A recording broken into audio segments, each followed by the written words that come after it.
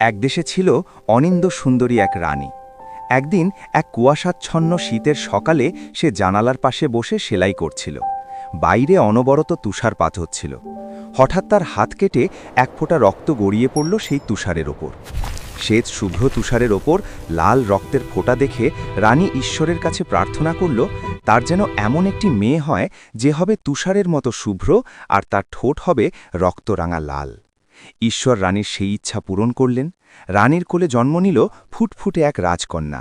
তার তুষারের মতো ধবধবে শরীর আর রক্তের মতো লাল ঠোঁট, তাই তার নাম রাখা হলো তুষারকন্যা। কিন্তু ভাগ্যের নির্মম পরিহাসে তুষারকন্যার জন্মের সময় রানী মারা গেলেন। তারপর সৎ মায়ের সংসারে ধীরে ধীরে বড় হতে লাগল তুষারকন্যা। যতই বড় হচ্ছিল তুষারকন্যা, ততই যেন তার রূপ ফুটে উঠতে শুরু করল। সৎ মায়ের ছিল একটি জাদুর আয়না।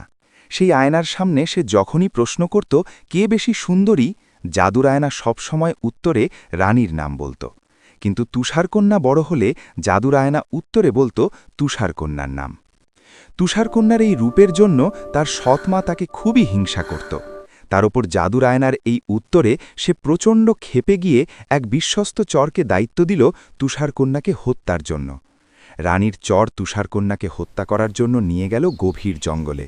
কিন্তু তুষারকন্যাকে দেখে তার মায়া হলো, তাই সে তাকে মারতে পারল না, বরং একটি খরগোশ মেরে তার রক্ত নিয়ে গিয়ে রানীকে দেখালো। এদিকে গভীর জঙ্গলে তুষারকন্যা একা একা ঘুরে বেড়াতে লাগল। একসময় সে একটি বাড়ি খুঁজে পেল জঙ্গলে। বাড়িটি ছিল 7 জন বামুনের।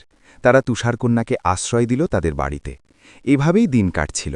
কিন্তু একদিন রানী জেনে গেলেন তুষারকন্যার কথা। সে তুষারকন্যাকে জঙ্গলে খুঁজতে এলো ছদ্মবেশে। তুষারকন্যাকে একটি বিষ মেশানো আপেল খেতে দিল সে। সেই আপেল খেয়ে তুষারকন্যা ঢলে পড়ল মৃত্যুর কোলে। 7 বামন কাজ শেষে ঘরে ফিরে অচেতন তুষারকন্যাকে দেখে কান্নায় ভেঙে পড়ল। এমন সময় সেই পথ দিয়ে যাচ্ছিল এক রাজকুমার। সে ঘোড়া থামিয়ে এগিয়ে এলো। কফিনের মাঝে অপূর্ব সুন্দরী তুষারকন্যাকে দেখেই সে তার প্রেমে পড়ে গেল। তারপর রাজকুমারের ছোঁয়ায় মৃত্যু থেকে ফিরে এলো তুষারকন্যা।